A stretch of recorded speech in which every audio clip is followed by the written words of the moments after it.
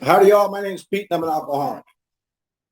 And it's good to see y'all. I guess God put me on this Zoom meeting today because He had a purpose for me. And the reason I got on there is that I live in South Carolina now, but I'm originally from Connecticut, and I saw the posting that there was a speaker, from Hartford, and I says, man, I don't recognize that guy's name. I got to find out who this is.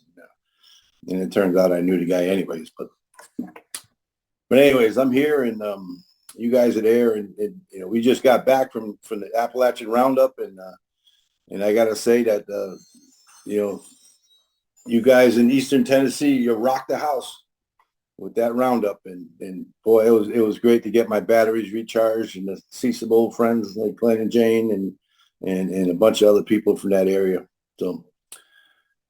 So anyways, I'm here, and probably because I'm not all there, but as you heard, I'm from Hartford, Connecticut, born and raised in that area.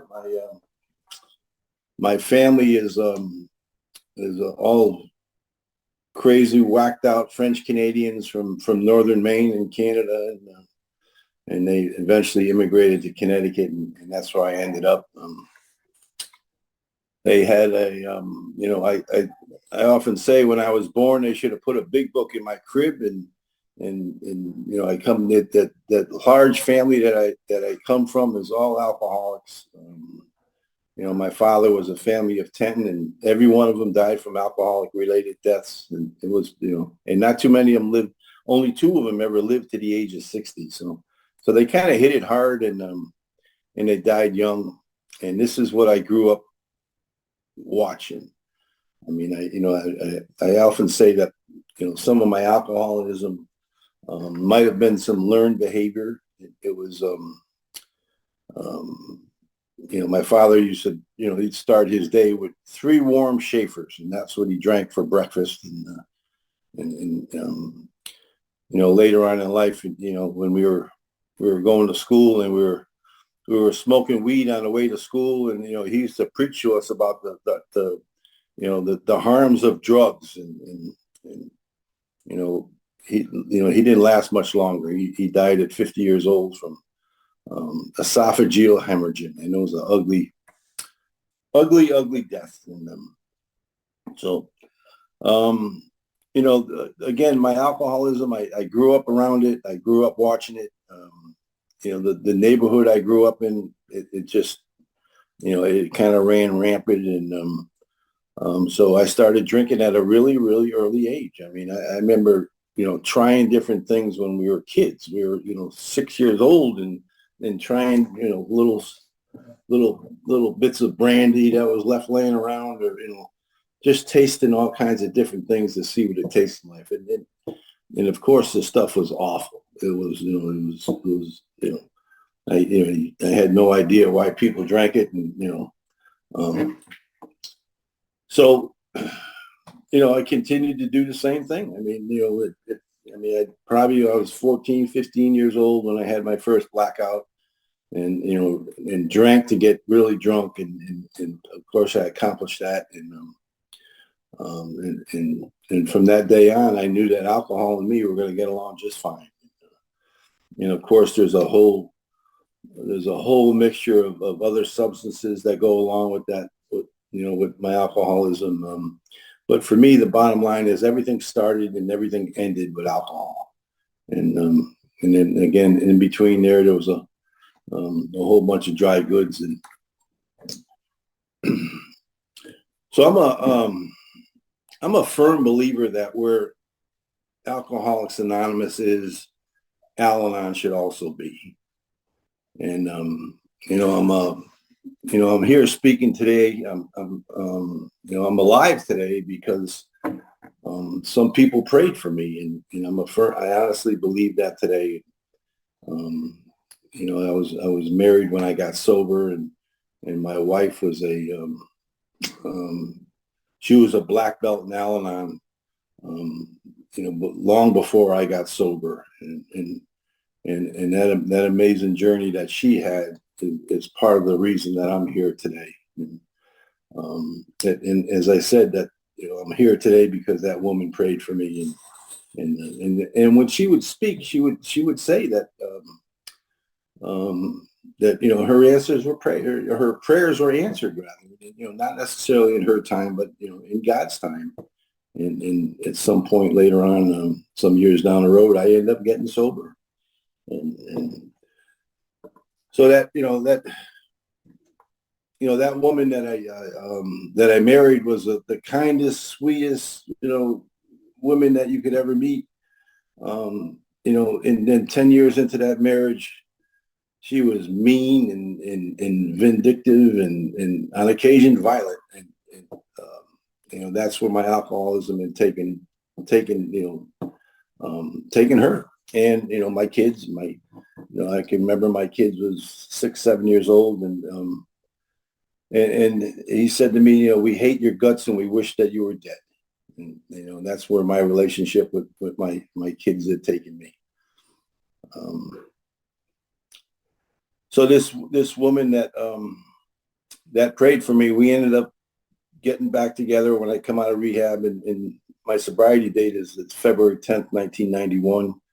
And that previous month, I was up in a rehab in New Hampshire, and when I came out of there, we did the work that was involved as far as getting this marriage back together, and we did this marriage counseling. We she had her Al-Anon program, I had my AA program, and we learned to live these principles in all our affairs together, and it made for an amazing relationship for the next 24 years.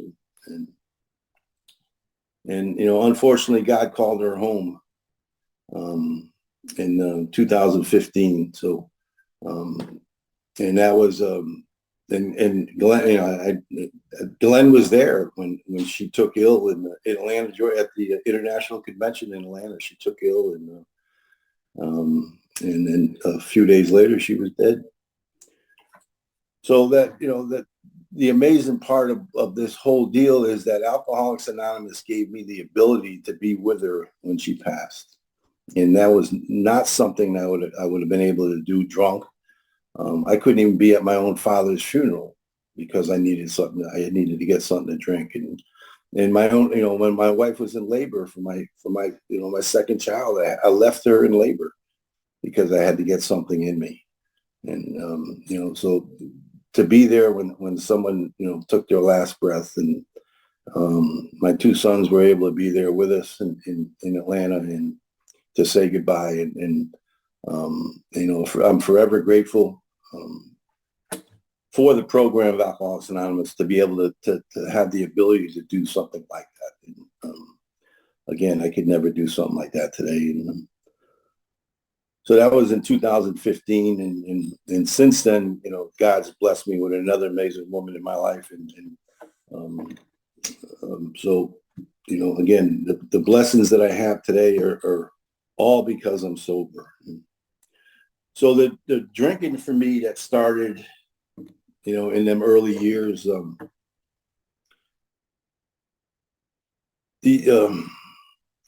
became, all I did. I learned to drink because it did something for me, and I really can't explain it. It changed me. It got me out of where I was. It was a whole different life. All the sports up to that point, I was a big sports guy. I played a lot of sports, really active in athletics, and all that stuff went away. And so that first life-changing experience, I guess, that happened for me was when I was 16 years old. I had a brother that died on it was Thanksgiving Day in 1971. He had an epileptic seizure, and he passed away on Thanksgiving Day, 1971. So, and I'm 16 years old, and man, there's the first really, life-shattering experience that I guess I had up to that point, and I had no idea on how to handle this. I've been drinking and smoking some weed up to that point, and and as I look back, having come from a large family, every year you went to another funeral, another uncle died or another aunt. All my grandparents had passed by then, and that was just it really didn't affect me. But when my brother died, I had no clue on how to handle grief. I had no clue on. I had no coping skills. That my mother had all she could do to keep the family together. My father was out. He was a drunk. He wasn't around too much. So I turned to alcohol. And I realized that the alcohol and again, a whole bunch of other substances, did for me what I couldn't do for myself. And I became a daily drinker from that point on. And when I identify as an alcoholic today, I can certainly identify with what the doctor says in the doctor's opinion. And when he talks about the physical allergy and the mental obsession, and I can remember early on that physical allergy as a kid, as 16, 17, 18 years old, whatever it was. I knew once I started drinking that there was no stopping. In that craving that was produced by the effect of alcohol. I started chasing that at a really early age, and for me, I kind of dropped out of everything. I dropped out of all the the athletics, sports that I played. I dropped out of school. I ended up going back to school. I never dropped out permanently, but because my older brother was gonna beat the hell out of me if I didn't graduate, at least get that diploma. And then alcohol and drugs became my master, as it talked about in that big book. The other thing, that one of the things that they talk about in the doctor's opinion is that mental obsession, and what happens when I'm not drinking. For me, it's, when am I going to drink? When am I going to get more booze? Where am I going to get it? Where am I going to get money to get it? So that mental obsession for me would it would go on and on and on. And, so one of the positive things I did at that time was that, I ended up in a trade school, and I learned a trade, and that trade served me well for the rest of my, until I retired. When I was about 60 years old, which was about 9 years ago. So, but that was one of the positive things that when I turned 18 in Connecticut, the drinking laws turned to 18, and that was in 1973. And man, that was like instant. That was like it was the greatest thing that could ever happen. I love the bar scene. I love drinking in bars, and I still love them today, man. You put me in some dumpy old bar with puke and crap all over the floors, and I feel smoke all over the place. I feel right at home.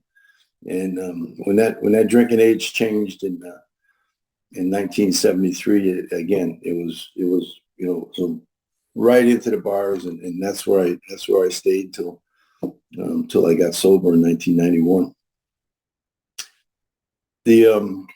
As I said before, that the alcoholism had taken me to places that I would never ever have been in before, and as far as the drug use goes, there was all kinds of crazy stuff involved, and man, and that stuff put me in places that I would never ever be. All the times I got arrested, there was either drugs or alcohol involved. The smashed cars, and lost jobs, and my wife throwing me out of the house and living in my car, and all these things that I haven't that haven't happened since I've been sober. There's the miracle of all that stuff.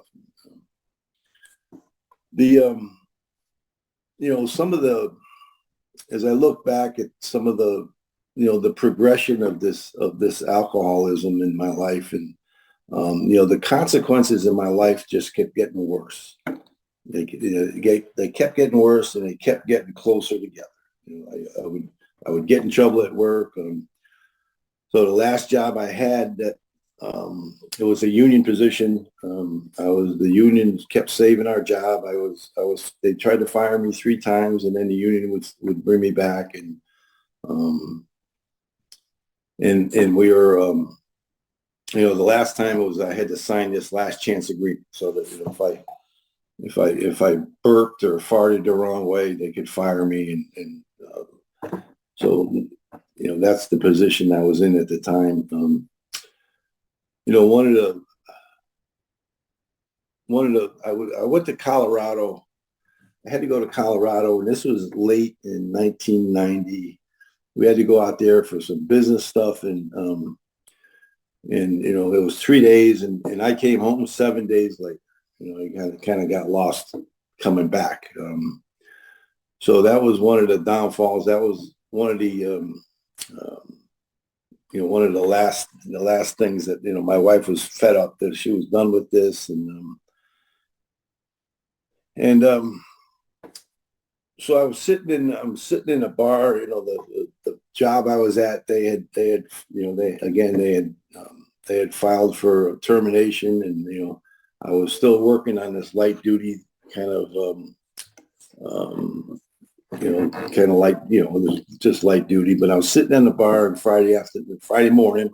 It's about 10 o'clock, and I'm drunk again. I have no idea how I'm drunk again. When I talk about the unmanageability of that first step, I can't manage the decision not to drink. And I can't figure this out. I leave my house in the morning, and, one of the first things out of my mind is, we're not going to drink today. Wait till after work, or, wait till noontime. Let's not get carried away here. But at 9, 10 o'clock in the morning, I'm drunk again. So I never worked in one place. I was always on the road. So it was easy to stop and get something to drink. And so this Friday morning, my life is just burning down. My kids hate me. The wife's throwing me out of the house again. My job's a mess. The personal relationships are a mess, and everything's going on, and I have no idea of why. And I'm sitting in this bar, and the idea comes to me to call a friend of mine, and I see Bill's on the screen over here. I don't know. He might remember Yellow Mike, and for some reason I call Yellow Mike, and Yellow Mike shows up at the bar. He's been sober for, I don't know, 5, 6 years or whatever. And he shows up, and he sits down at the bar with me, and I know him, a Yellow Mike. I used to drink with him, and he tells me his story. He doesn't sit there and lecture to me about alcoholism. He doesn't call me an alcoholic. He's not talking down from any moral hilltop or anything like that. But he just sat there and he told me his story, and he told me how he got sober and what he's doing to stay sober. And I thought I could have a conversation with somebody, and everything would be, would be all hunky dory, and everything would go on, and of course it never does. And so, Mike tries to get me. They're trying to get me into a detox now because they know I can't stop drinking on my own, and I don't want anything to do with that.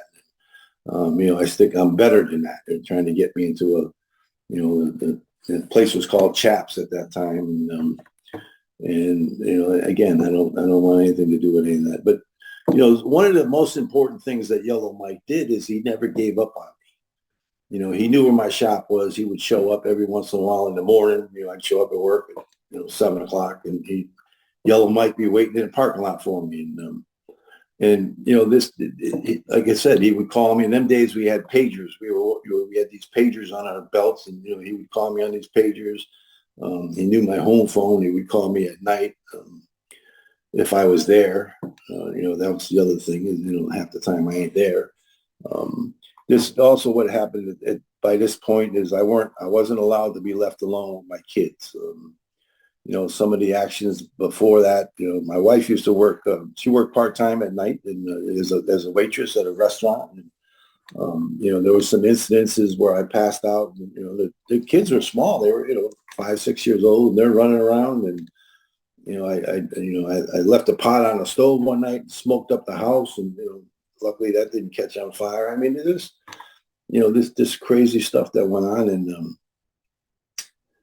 so I wasn't allowed to be left alone with the kids. And so, what's the use of going home if I don't have to be with the kids?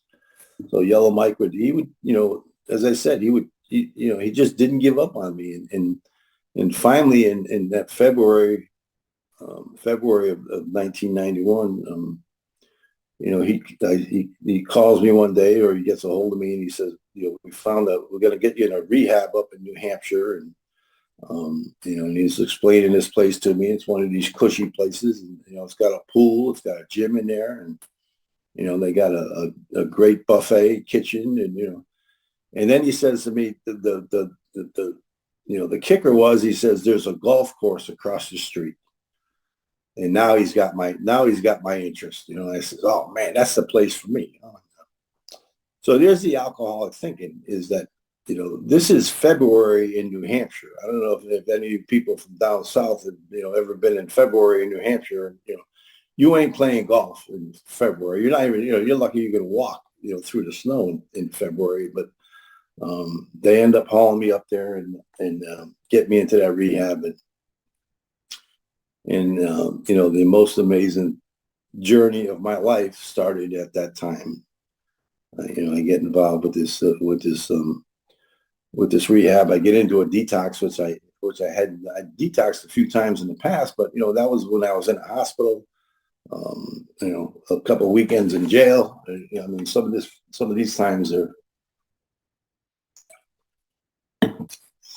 But now they put me in this detox, and I I didn't realize the effects that alcohol had on my body. I weighed about 150 pounds at the time, and I was pretty skinny, and they did the we're doing the lithium shuffle down the hall, and what this place was called Spofford Hall, and they would bring in some speakers to talk to us in detox. And one of the guys that came in, an old timer back then, he had 30 years in 1991. I wouldn't remember the guy, but he came in and talked to us, and he talked about just getting on our knees and asking God for help. And I said, man, there's kind of a new concept. I've asked God for help on many occasions in the past, and that was to get me out of jail, or get my job back, or get back in the crib, or whatever I was asking for. And again, so I thought that might help. And what had happened was, I did that the next morning. I got on my knees in my room, and I said, God, help me, please. And that was the end of that prayer. And it was an earnest and an honest prayer that I had, that I can't live this way anymore. And I've never picked up a drink since. And the desire to drink kind of went away. And there's been a few instances since 1991 where I thought it might be a good idea to get to drink or get loaded. One of them was when I was in Atlanta, after my wife passed, and the hospital was right down the street from the neighborhood, and I said, well, I could probably wander right over in that neighborhood and get what I need, to kill this pain. And that again, that certainly wasn't that thought didn't last long, because there was a lot of people in Atlanta with me when that happened. And actually my sponsor was with me, and I think Glenn had left by then, and but there was still a lot of people there. But this experience that I had at Spofford Hall, New Hampshire, is I can remember it so vividly, like it was yesterday. Just an amazing, amazingly what happens when you ask God for help. It's that earnest and honest desire to have that. And the experience I had in that rehab was, they gave, the first thing they gave me when I went in there is they gave me something to eat, and they gave me a big book. And they said, chew on the food, don't chew on the book. And we did some work in the big book. In that, they tried to get us to do a 4-step before we left, and I think I did a partial 4-step. It wasn't, certainly wasn't a thorough one. But one of the other experiences that happened was that we're right next to Keene, New Hampshire, and they were having an anniversary, and so after 2 weeks in the rehab, they would take us out in vans. They would take us, 15 of us in a van, and sometimes 2 vanfuls, and they would take us down to into Keene. So they were having an anniversary in there. Friday, there was a Friday night anniversary or whatever it was, the group anniversary, and they brought us into it. And the speaker was, I know Glenn will remember him, Leo H. from Brooklyn, New York, and Leo was the speaker. And we go in there, and he's a really entertaining speaker, and man, we just laughed. We just went in there, and that language that we hear in the meetings, the laughter, and that was one of the first AA meetings that I was ever at.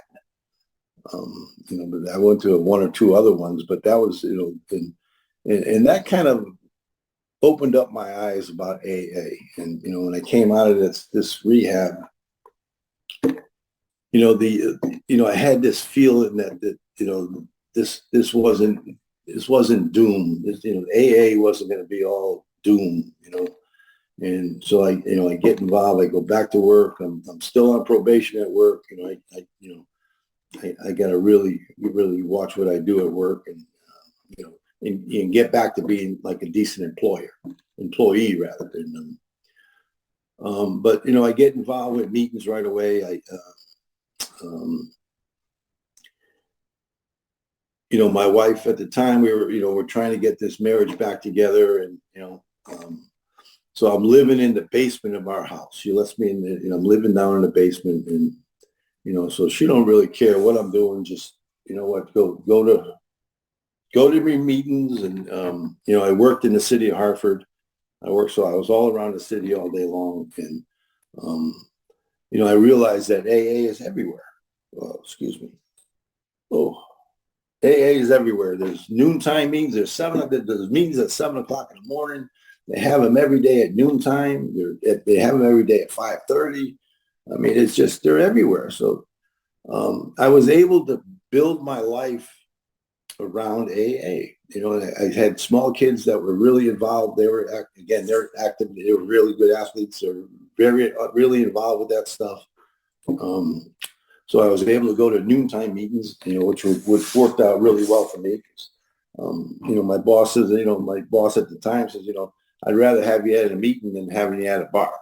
So, he let me go to these noontime meetings. We were supposed to have a half hour for lunch, but he didn't press the matter.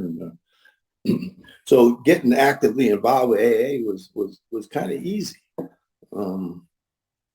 I show up at a meeting in Rocky Hill, which is a town over, and I meet my sponsor. And again, he's an old friend of mine. My first sponsor, he was an old friend of Yellow Mike's, and actually the 3 of us used to drink together. But I show up at a meeting, and he looks at me walking up the sidewalk, and he says, "It's about time." And here I am, and so Gary K. became my first sponsor, and the first thing out of his mouth says that we got to do some of this work. We got to do these steps. We got to get involved with some of this big book. The beauty about the big book is that I've had several sponsors since, and every one of them has given me a new experience. And for that I'm forever grateful. These men that God put in my life are, they not only did they save my life, but they changed my life. And that was the most important thing. My sponsor today is down in Greeneville, Tennessee, and Glenn knows him well. So what Gary, what we got involved with early on was that, was that first step. Gary got me involved with this first step, and he said, let's talk about this. The powerlessness, the unmanageability, the mental obsession, all the parts of that first step that we talk about. But the unmanageability being the most important part of it for me is that, the unmanageability was not necessarily the consequences that had happened in my life, but the unmanageability was being my mind, in my thinking, and what happens when I can't, I can't manage that decision not to drink. I make the decision to drink, or to not drink. I'd make that decision every morning, but I can't manage it. And so that unmanageability, but more important, what happened is that, we had this understanding of the unmanageability is that, I know what happens. I know what triggers the physical allergy. When I put alcohol in me, I know it triggers that physical allergy. I didn't know it then, but I know it now. And that's the reason I end up drinking. And then, I say that every time I drank, I'd wake up and I'd have new experiences. I'd wake up in New Hampshire, New York, New Jersey. I just woke up all kinds of, places I didn't know where I was, people I didn't know who they were. And this was kind of the consequences of my drinking. And that's what happens when I trigger that allergy. But for me, what we talked about early on, and I've talked about since, is that what triggers the mental obsession. And the big book gives us many explanations of what that does. It mentions it in the doctor's opinion about being restless, irritable, and discontent. And when I'm in that condition, there's a good chance that's going to trigger that mental obsession. And once that mental obsession kicks in, I have no idea if I've got the mental abilities to combat it. And some days I'm drunk and I don't know how it happened. So there's a good chance that I can't manage that decision again if I trigger this mental obsession. And part of triggering, helping with that mental obsession again was getting on the phone, calling somebody, going to a meeting. Another great example of that, of what triggers that mental obsession, is in the We Agnostics on page 52, where you talk about the bedevilments. And then bedevilments, can still come true in my life today, even though I'm sober. I can still have trouble with personal relationships. I can't control my emotional nature sometimes. I'm a prey to misery and depression. I'm full of fear. I can't make a living. I'm unhappy. Again, these are some of the other triggers for that mental obsession. So I got to keep an eye on that. And one of the purposes that we talked about, that Gary talked about, is that, one of the purposes that we do this steps and we do this work is to change that alcoholic thinking to sober thinking. If I can start thinking like a sober man, there's a good chance I can combat that mental obsession when it comes about. That alcoholic thinking is going to entertain that obsession. And before you know it, I'm picking up a drink, and I've proven that to myself many, many times. I stopped drinking. I don't know how many times. I tried to stop drinking, and if I made it 2 days, that was a miracle. So I could never stay stopped, and so there's that other part of that first step. What happens when I stop drinking, and then what happens? Can I stay stopped? And for me, I can never stay stopped. And I needed that separation to stay stopped. And that's what that rehab did for me. So, that first step that we talked about, that, Gary really gave me that explanation of what that first step is about. And then we kind of meandered into 2 and 3, and, we talk about that the God of my understanding can restore me to sanity. And again, I had this, I'm not insane. Who you're calling insane, but again, we had that in the book. It tells us, he showed me in the book that insanity is not soundness of mind. I'm not of sound mind when I'm drinking, and some of the things I'm doing while I'm drinking. So again, and to look back at that experience that I had in that rehab, that when I got on my knees and I said, God help me. I guess I was restored to sanity from that point on. And one of the other things that happened is that, this Gary and Yellow Mike, There was another guy we called, his name was the Oz. Everybody had nicknames, you know. The Gary was the Worm. We called him the Worm. And you had Yellow Mike. You had Oz. You know, mine was Doc. You know, everybody had nicknames. And the Beef was another guy. When I go to one of the first meetings I went to out of rehab was a big speaker meeting in Weathersfield. It was Friday or Saturday nights. I don't remember exactly. And it was 80, 100 people there every Friday or Saturday night. And I walked into that meeting, you know, fresh out of rehab, and there's the Beef, the Oz, and the Worm, and Cash, and all these guys are there. And I didn't realize it at that time, but I certainly realized it later on, that there's an example of what happens in step 2, that God had restored these guys to sanity. You know, these guys were nuts. They were all whacked out. I mean, you know, and here they are. They're all sober and they're living good lives. I mean, a couple of them even. I mean, the miracle was that you know, the couple of them even got married. There was women even took these guys in. I mean, this was some really miracle stuff. And but I was able to see where that second step came into play later on. You know, that some of these guys have been restored to sanity. And, you know, that third step, I really didn't have an understanding of how I'm going to turn my will and my life over to God. But, you know, I was pointed out to one line in the big book, and it said that, you know, I need to be convinced that my life run on self-will can hardly be a success. And when I was convinced of that, you know, we look back at my life, and my life run on self-will was a mess. And that I could understand, yeah, my life, you know, run on self-will will never be a success. You know, I was able to kind of start to make that decision that is required in that third step. And then we said that affirmation prayer, got on our knees, did that prayer, and he got me into inventory. And the beauty about that third step is that, you know, working the rest of these, working 4 through 9 and getting in, start living in them disciplines at 10, 11, and 12, especially 11 has really, really given me some of that understanding of the third step more as I continue to grow, hopefully, on a daily basis. And then each of the sponsors, it seems, that I've had along the way have kind of stepped it up a notch. And you know, so I've had different experiences with each of my sponsors. Every one of them has been fantastic. And so getting into that inventory, you know, there's something that I've never ever thought of. I mean, I did a little bit of it in rehab. They got us into some of that inventory, but you know, now I do it again, and then I did all my inventories have been the way they're laid out in that big book. I did some other stuff along the way. There's another fellowship, the NA fellowship.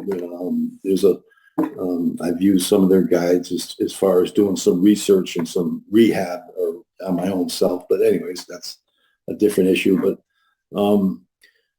you know, I got this fourth step, and, you know, what do I do with this information? You know, well, I sit down with Gary, and, you know, so I think of my journey along the way. I've sat down with psychiatrists. I've sat down with counselors. You know, the job that sent me to alcohol, counseling, and, you know, the EAP at work. They sent me to the EAP at work. All these people that I sat down with along the way, all I did is lie to them. You know, now I'm going to sit down and do a fifth step with another man, you know, knee to knee and eye to eye. And I'm going to tell them the truth. And for me, that's a spiritual awakening. That's an experience that I've never had. You know, and all these other people, they had all the degrees. They had all that stuff on the wall behind them. And, you know, and I'm sitting down with a man who's a custodian in one of the buildings I'm working in. And I want to tell them the truth. And I did that. You know, and I come out of that experience with some information that I need in 6 and 7. You know, he gives me a list of them defects, and I take this stuff into 6 and 7, and that 7-step prayer is still a part of my life today. I still continue to try to look at some of my defects, and it's amazing that where they still crop up. You know, I'm in a new relationship today, or, it's not new, but, I'm in a relationship with a woman today, and I still find myself in some of the old behaviors from 30 years ago.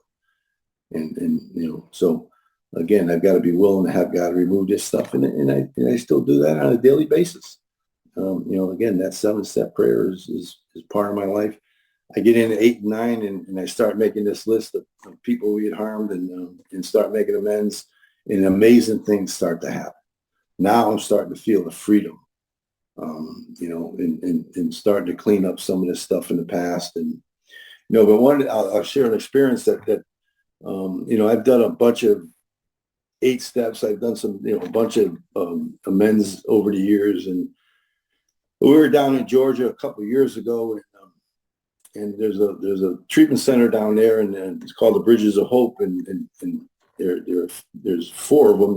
There's like a 50-bed facilities, and so we take a big book study down there for a weekend, and we bring it into there, and we're doing this study. We're out to dinner one night with on Friday night with the director, and for some reason this incident from 40 years ago, probably 45 years ago, comes to mind, and it never showed up on any of my other inventories. And we're working a job in Hartford, and we're rebuilding a school. We're going to do a rehab on a school, and we're working on a 12 to 8 shift, and we're removing we're demoing all the heat and air conditioning equipment, and the electricians are in there wiring up the building for temporary power and temporary lights.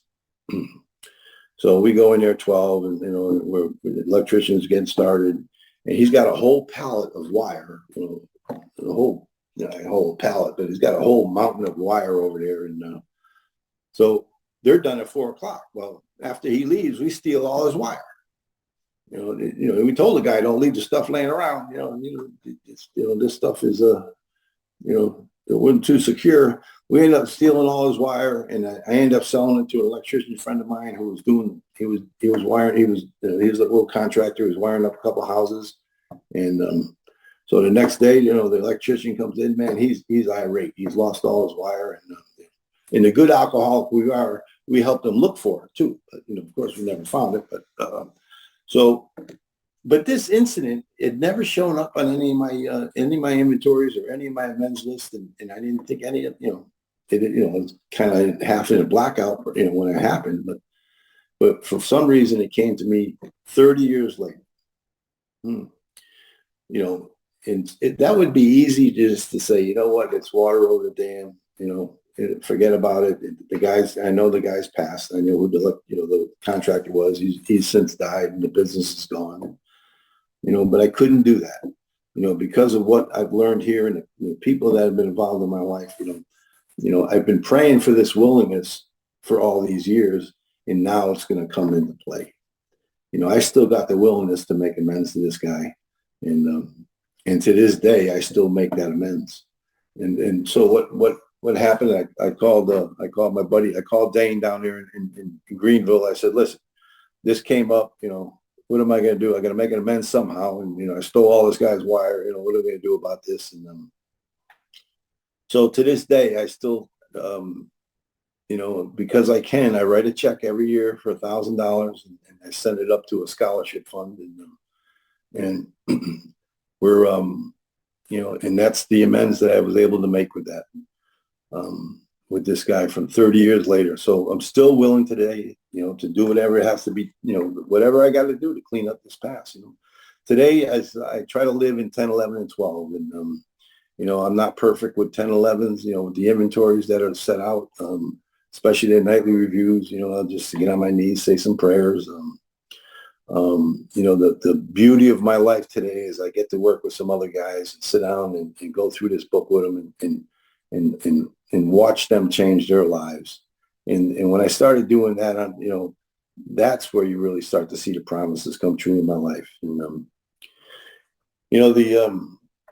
the journey that I've had to meet people like Bill and Glenn and people from all over the country and to share my life with them has been amazing. And, for that, I'm forever grateful to the God of my understanding and to the people of Alcoholics Anonymous. So I thank you all for listening to me, and God bless.